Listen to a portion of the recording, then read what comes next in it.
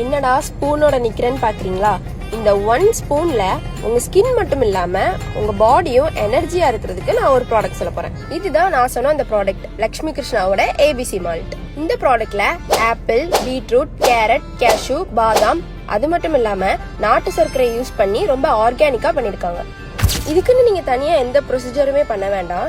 நீங்க டெய்லி குடிக்கிற tea R காஃபிக்கு ஆல்டர்னேட்டிவா மில்க் ஆர் வார்ம் வாட்டர்ல 1 or 2 ஸ்பூன் மிக்ஸ் பண்ணி குடிச்சாலே போதும். நீங்க இதை டெய்லி குடிக்கும் போது உங்க ஸ்கின் ரொம்பவே ஹெல்த்தியா இருக்கும்.